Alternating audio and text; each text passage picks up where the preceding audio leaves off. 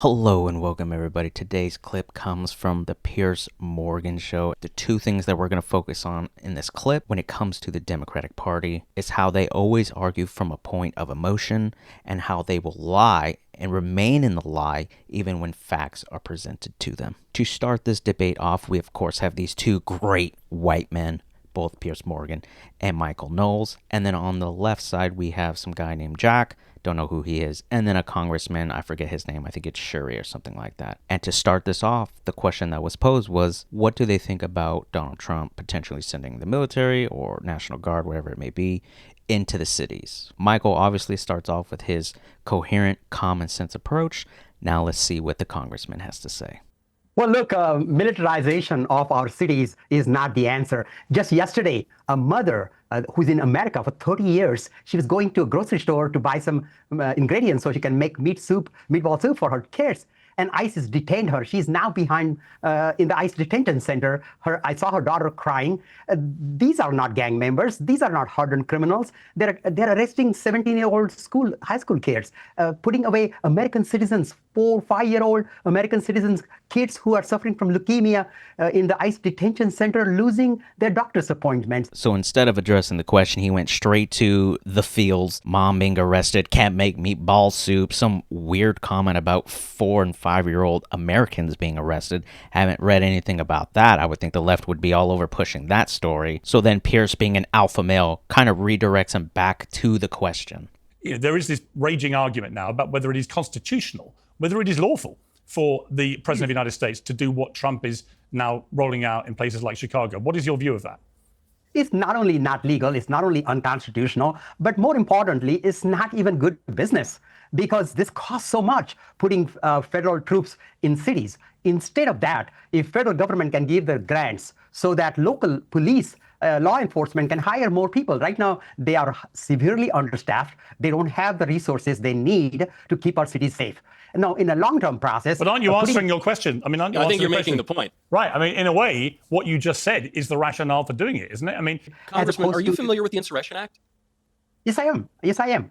And so what do you think that's for? You said that this was illegal. You said it was not unconstitutional and illegal for the federal government to send National Guard into cities and states. What do you think the Insurrection Act is for?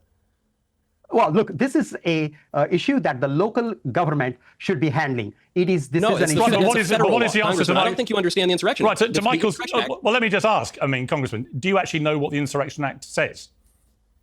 Yes, but this is... Well, hang on. What does it say? Well, look, what we saw happen in January 6th in the Congress, that's insurrection. That's not the question. The question is, are you familiar? Obviously, the government is citing the Insurrection Act as the empowerment to do what it's doing. Are you familiar with what the Insurrection Act allows? Look, this president has used all kinds of excuses to break the law. This president has but that is the law. So what is the law, Congressman? You say you're familiar with the Insurrection Act, but you don't seem to be able to describe what it does, and you're actually contradicting it. So what do you think the Insurrection Act does? Look, the issue here is that we need our cities safe. Americans want... Well, Congressman, with all due respect, that's not an answer to the question. I mean, Michael, can you lay out what you believe allows Donald Trump to act so unlawfully? Hang on. Jack, I'm going to come to you very shortly. But just to be clear, Congressman, it's a pretty simple question that Michael posed, but you seem to be struggling to explain what the Insurrection Act actually is. And Michael, quite rightly, is saying, well, can you just tell us? Well, whatever it is, when the National Guards are picking up trash and the National Guards are watering flowers, that is not Insurrection Act, and that's not what this is meant to be. But do you know what it is, the Act? Yeah. What is it? When there is an insurrection, the government has powers to use military, use reserve to address those situations. And he absolutely has no idea. And this is the guy who's voting on things that the rest of us have to live by. But let's just leave it to that good old white man, Michael Knowles, to educate him. We have a federal government in order to step in when the local and state governments fail. And so this has been used many, many times, not merely to restore order if there's some violent revolution, but even, for instance, to desegregate schools.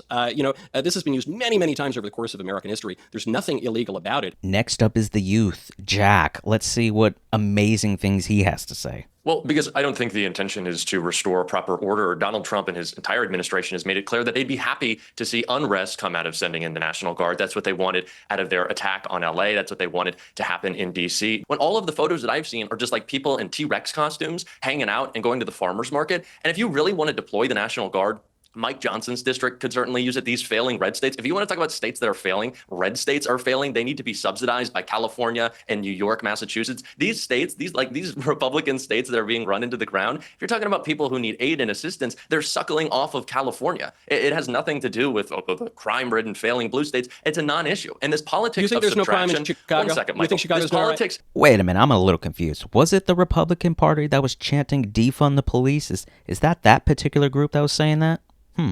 If you thought that law enforcement was the answer to this Politics of problem, subtraction. Donald Trump wouldn't be cutting the budget of police across the country to the tune of billions of dollars. Like that wouldn't be happening. Talking about So Trump, you don't Trump really have dramatically a increased the law enforcement budget. First of all, that's Federal not true, level. which just took place in his budget. He did. That was the No, beautiful bill. That was one of the, that was one of the key provisions of the big beautiful untrue. bill. That is absolutely untrue. So you don't even have this like cogent theory of policing or law enforcement that Jack, you want to hold see on. Your carried argument out. is that the It's big all beautiful about bill intimidation. did not increase law enforcement funding at the federal And level. Donald Trump ultimately a has temporary cut fix. again and But again. Congressman, and again. could you please What clarify we do- for our confused liberal friend here? Again, the point, Congressman, is whether in the big beautiful bill there was an increase or a decrease in federal spending for law enforcement. Which one was it? Well, there was an increase, but look. Okay, it so was a- then again, I come back to Jack. So Jack, your fellow left winger on the panel has just contradicted me you and explain. said, "Well, Let me hang on, explain. hang on, Congressman, hang on." Yeah. Jack, you've just heard there from a Democratic congressman that the big beautiful bill actually increased federal spending on law enforcement. The opposite of what you just said. I think he's misspeaking. Donald Trump has done nothing to increase police budgets. He's Donald Trump misspeaking. doesn't really care. I don't think He's he's in speaking. Congress. He voted. I think one person's misspeaking here, and it may be you. Regard no, for Jack, those who were to be attacked on clear, January 6th. Jack, look, to be clear, he either increased federal spending in that bill on law enforcement or he didn't. And it does appear from Michael and from a Democratic congressman that you're just wrong. So do you want to take an opportunity to maybe walk that back? I a do big not chunk know. of that was ICE. Just for the record, in the big beautiful bill, did the federal government propose to increase spending on law enforcement or decrease it? It probably was a slight increase. But we've done some research while we were listening to that. The total net increase in law enforcement spending in the big beautiful bill is an estimated $170 billion across the full life cycle of the bill. This does include large allocations for ICE and the border wall, but also $3 billion for the Bureau of Prisons and almost $1 billion for federal law enforcement training centers. The bill was applauded by, among others, the National Fraternal Order of Police. So that does seem to be pretty unequivocal. Michael, talking. Well, hang on one second, Congressman. Michael, just talking of the DOJ. And there you have it, another one for the books. This is what happens when you have intelligent people on the right pushing back against the misdirections, against their confidently told lies. They crumble and then just come off looking stupid and unreasonable.